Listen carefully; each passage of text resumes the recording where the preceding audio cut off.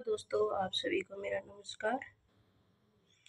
Channel को share करें, subscribe करें, अन्य लोगों से भी सब्सक्राइब करवाएं। Please help me.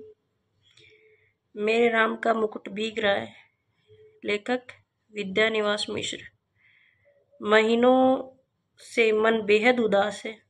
उदासी की कोई खास वजह नहीं, कुछ तबीयत ढीली, कुछ आसपास के तनाव और कुछ उनसे टूटने का डर।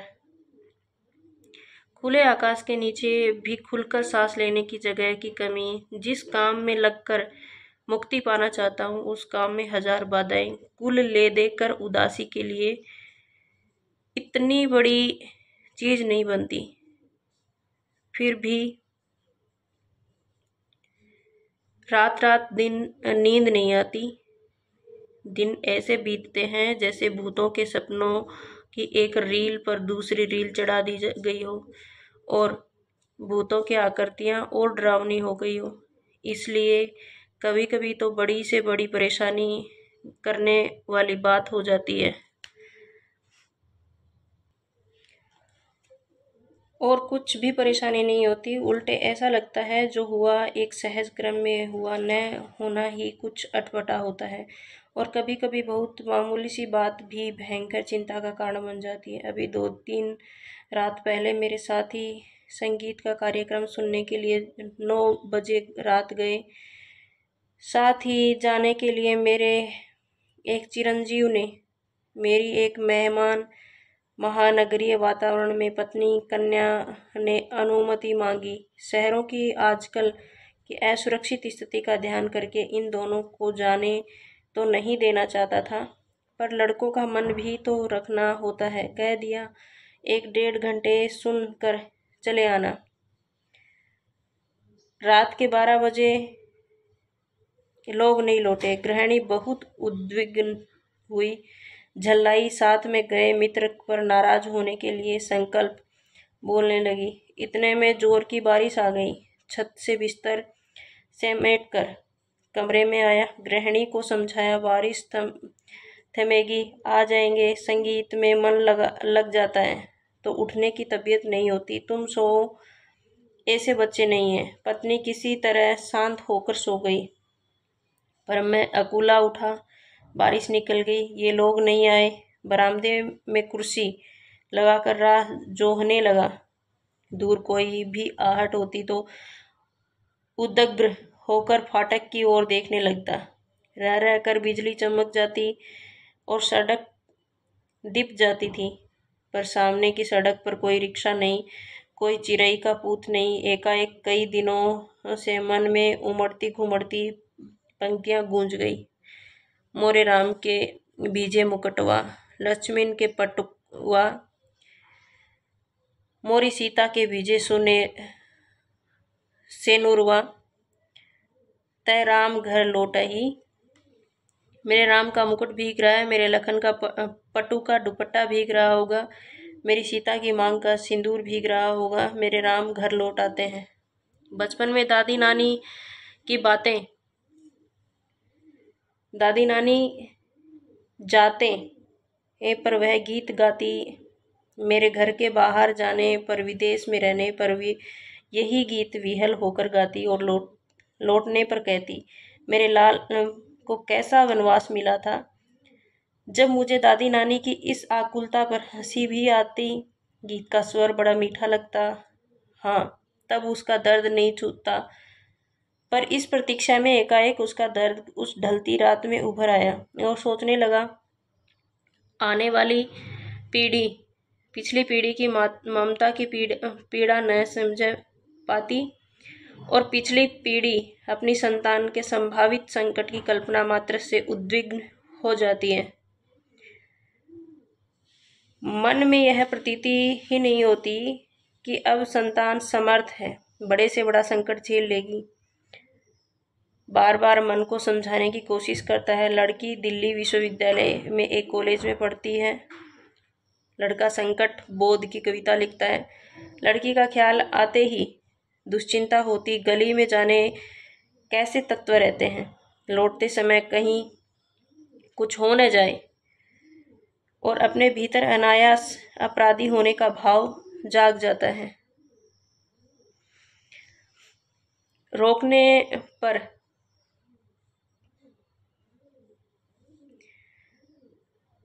मुझे रोकना चाहिए या कोई व्यवस्था करनी चाहिए।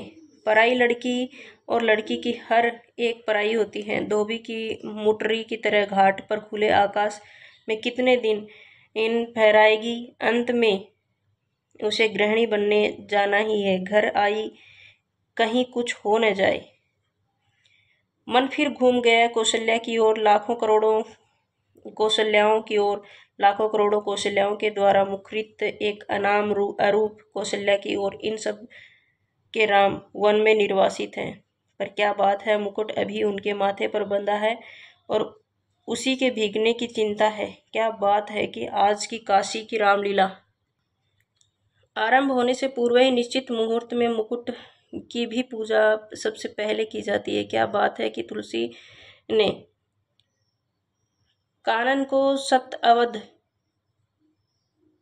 सामना कहा और चित्रकूट में ही पहुंचे, पर न उन्हें कली की कुटिल कुलच दिख पड़ी। क्या बात है कि आज भी वनवासी धनुधर राम की लोकमानस के राजा राम बने हुए हैं। कहीं न कहीं इन सब के बीच में एक संगीत होनी चाहिए। अभिषेक की बात चली, मन में अभिषेक हो गया, मन में राम के साथ राम का मुकुट प्रतिष्ठित हो गया, मन में प्रतिष्ठित हुआ। इसलिए राम ने राज के वेश में उतारा, राज के रस से उतरे, राज के भोग का परिहार किया। पर मुकुट तो लोगों के मन में था, कौशल्या के मातृत्व स्नेह में था।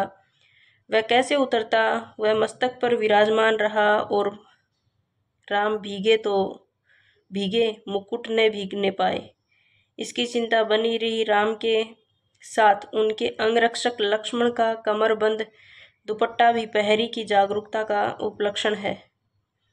न भीगने पाए और अखंड सौभाग्यवती सीता की मांग सिंदूर न भीगने पाए तो सीता भले ही भीग जाए, राम को तो वन में लौट आए, राम तो वन से लौट आए।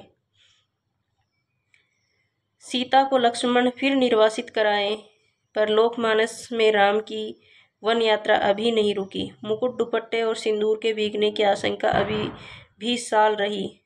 कितनी अयोध्याएं बसी उजड़ी, पर निर्वासित राम की असली राजधानी जंगल का रास्ता और अपने कांटों, कुशों, कंकड़ों, पत्थरों की वैसी ही ताजा चुभन लिए हुए बरकरार है, क्योंकि उनका आसरा साधारण गंवार आदमी भी लगा सकता है।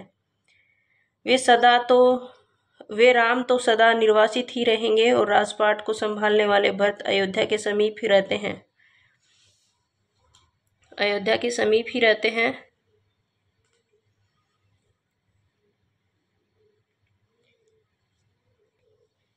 रहते हुए भी उनसे अधिक निर्वासित रहेंगे। निर्वासित ही नहीं बल्कि एक काल कोठरी में बंद जिलावतनी की तरह दिन बिताएंगे। सोचते सोचते लगा कि इस देश की ही नहीं, पूरे विश्व की एक कौशल्या जो हर बारिश में विसुर रही है। मोरे राम के पीछे भीजे मुकुटवा, मेरे राम का मुकुट भीग रहा है होगा। मेरी संतान ऐश्वर्य की अधिकारिणी संतान वन में घूम रही है, उसका मुकुट, उसका ऐश्वर्य भीग रहा है। मेरे राम कब घर लौटेंगे? मेरे राम के सेवक का दुपट्टा भीग रहा है, पहरवे का कमरबंद भीग रहा है, उसका जागरण भीग रहा है। मेरे राम की सहचारिणी सीता का सिंदूर भीग रहा है, उसका अखंड सौभाग्य भीग रहा है। मैं कैसे धीरज धरूं? मनुष्य की सनातन नियति की एकदम आकंतिक हो उठा। ऐश्वर्य और निर्वासन दोनों साथ साथ चलते हैं। जैसे ऐश्वर्य सौंपा जाने को है, उसको निर्वासित पहले से बंधा है। जिन लोगों के बीच रहता है वे सभी मंगल नाना के नाती हैं, वे मुद मंगल में ही रहना चाहते हैं। मेरे जैसे आदमी को वे निराशावादी समझकर बिरादरी से बाहर ही रखते हैं। डर लगा रहता है कि कहीं उड़कर उन्हें दुख न लग जाए। पर मैं ऐसे मंगलाकांक्षाओं के पीछे से झांकती हुई दुर्निवार शंकाकुल आंखों से झांकता तो मंगल का सारा उत्साह फीका पड़ जाता। बदनवार ने दिखकर बटोरी की रस्सी की शक्ल में कुंडली मारे नागिन दिखती। मंगल घट औंधी हुई अध फूटी गगरी दिखता है। उत्सव की रोशनी का तामझाम धुओं की गांठों का अंबार दिखता है और मंगलवाद डेरा उखाड़ने वाले अंतिम काबरदार की उसास में बजकर एक बारंगी बंद हो जाता है। लागती अवध भयावह भारी मानो काल रीति अंधियारी घोर जतु सम पुर नर नारी डरपही एक निहारी। घर मसान परिजन न भूता सुत हित मीत मनुहा जमदूता वागई विटप वेली कुम्हिलाही सरित सरोवर देखी ना जाही। कैसे मंगलाचार प्रभात की कल्पना की थी, कैसी अंधियारी काली रात्रि आ गई। एक दूसरे को देखने से डर लगता है। घर मसान हो गया है, अपने ही लोग भूत प्रेत बन गए हैं, पेड़ सूख गए हैं, लताएं कुमला गई हैं, नदियों और सरोवरों को देखना भी दुस्साह हो गया है, केवल इसलिए कि जिसका ऐश्वर्य से अभिषेक हो रहा है वह निर्वासित हो गया है। उत्साह की ओर उन्मुख श्रमष्टि का चेतन अपने ही घर से बाहर कर दिया गया है। उत्साह की मनुष्य की ऊर्ध्वोन्मुख चेतना की यही कीमत सनातन काल से अदा की जाती रही है। इसलिए जब कीमत अदा कर ही दी गई है तो उत्कर्ष कम से कम सुरक्षित रहे, यह चिंता स्वाभाविक हो जाती है। राम भीगे तो भीगे, राम के उत्कर्ष की कल्पना न भीगे, वह हर बारिश में हर दुर्दिन में सुरक्षित रहे। नर के रूप में लीला करने वाले राम नारायण निर्वासन की व्यवस्था झेले पर नर रूप में उनकी ईश्वरता का बोध धमकता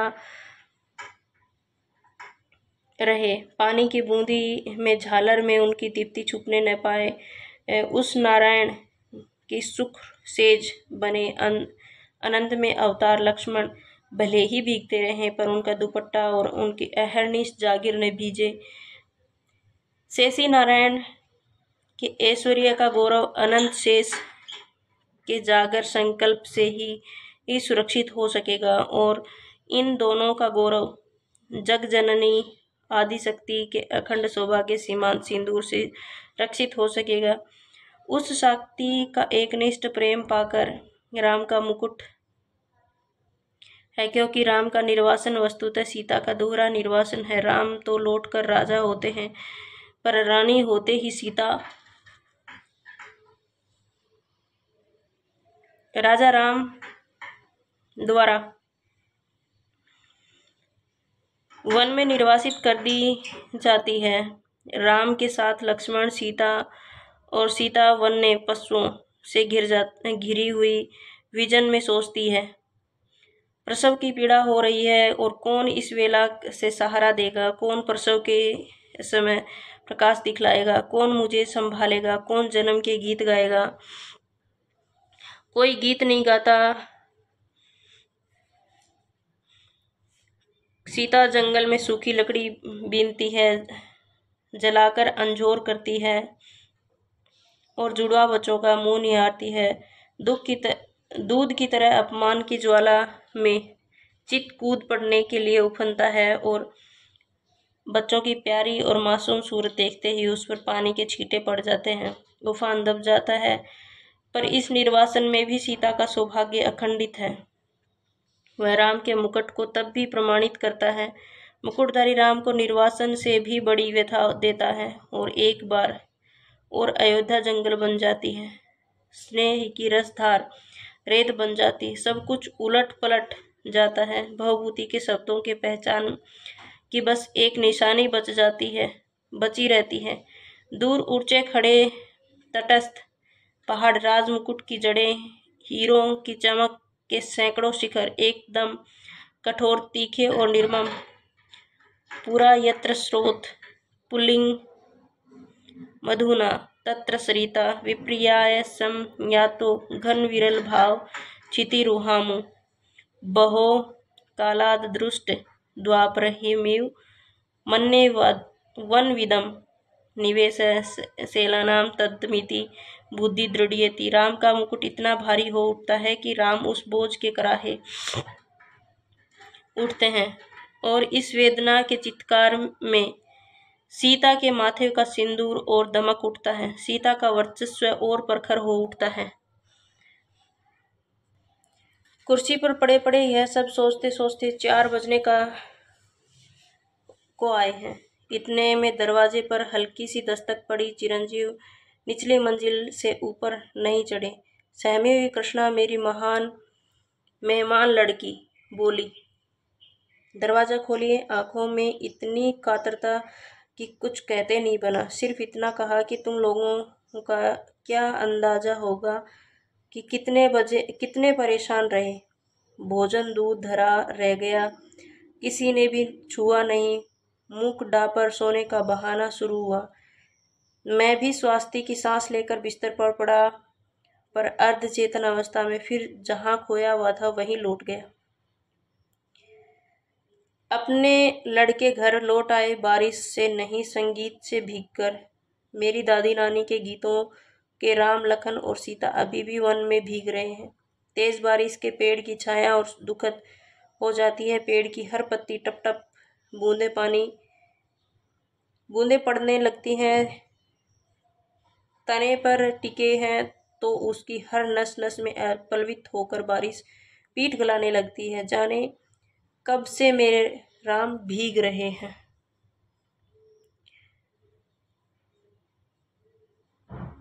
और बादल है कि मूसलाधार ढरकाए चले जा रहे हैं। इतने में मन की एक चोर धीरे से फुसफुसाता है, राम तुम्हारे कब से हुए? तुम जिसकी बुनाहट पहचान में नहीं आती, जिसके व्यक्तित्व के ताने बाने तार तार होकर अलग हो गए, तुम्हारे कहे जाने कोई भी हो सकता है कि वह तुम कह रहे हो मेरे राम। और चोर की बात सच लगती है। मन कितना बटा हुआ है, मनचाही और अनचाही दोनों तरह की हर चीजों में।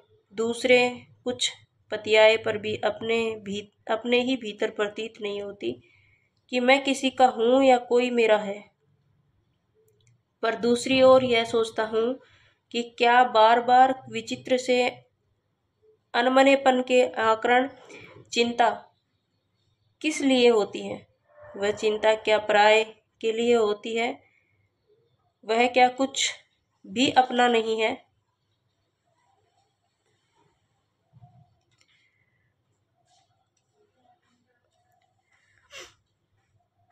इस अनमनेपन में क्या राम अपनाने के लिए हाथ नहीं बढ़ाते आए हैं? क्या कुछ न कुछ होना और कुछ न बनाना ही अपनेपन की बढ़ी हुई शर्त नहीं है? तारा टूट जाता है। मेरे राम का मुकुट भीग रहा है। यह भीतर से कहाँ पाऊं? अपने उदासी से ऐसा चिपका और अपने संकरे से दर्द से ऐसा रिश्ता, राम को अपना कहने के लिए केवल उनके लिए भरा हुआ हृदय कहाँ पाऊं? मैं शब्दों के संकरे से दर्द से ऐसा रिश्ता, राम को अपना कहने के लिए केवल उनके लिए भरा हुआ हृदय कहाँ पाऊं? मैं शब्दों के घने जंगलों में हिरा गया हूँ।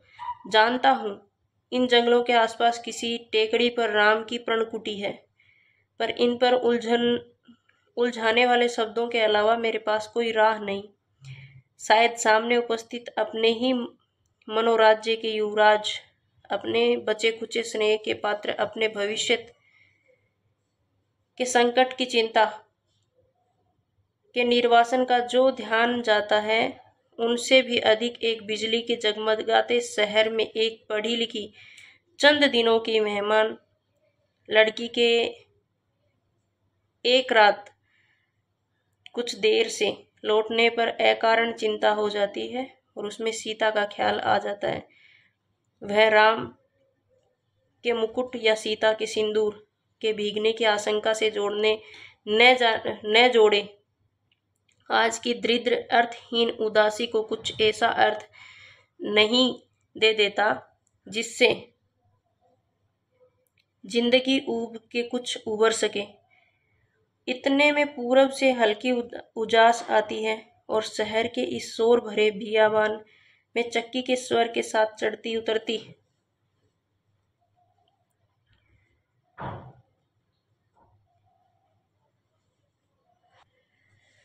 जंतसार गीत हल्की सी सिरन पैदा कर जाती है।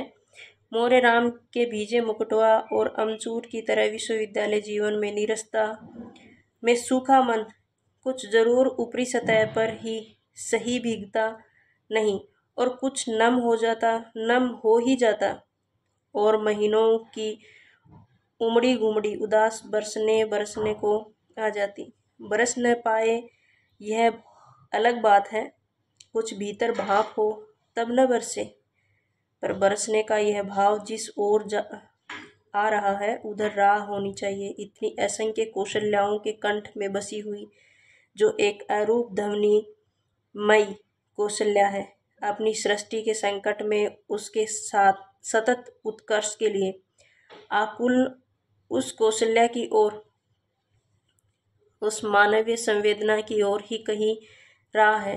घास के नीचे दबी हुई पर उस घास की महिमा अपरंपार। उसे तो आज वन्य पशुओं का राज के सुरक्षित क्षेत्र बनाया जा रहा है। नीचे ढकी हुई राह तो सैलानियों के घूमने के लिए, वन्य पशुओं के प्रदर्शन के लिए, फोटो खिंचवाने वालों की चमकती छवि, यात्राओं के लिए बहुत ही रमणीक स्थली बनाई जा रही है। उस राह पर तुलसी और उसके मानस के नाम पर बड़े बड़े तमाशे होंगे, फुलझड़ियां दंगेंगी, सैर सपाटे होंगे, पर वह राह ढकी ही रह जाएगी। केवल चक्की का स्वर, श्रम का स्वर, ढलती रात में भीगती रात में अनसोए वात्सल्य का स्वर राह तलाशता रहेगा। किस ओर राम मुड़े होंगे बारिश से बचने के लिए, किस ओर बता दो सखी। ये था मोरे राम का मुकुट भीग रहा है विद्यानिवास मिश्र का। चैनल को शेयर करें, सब्सक्राइब करें। धन्यवाद। मिलते हैं अगले वीडियो में।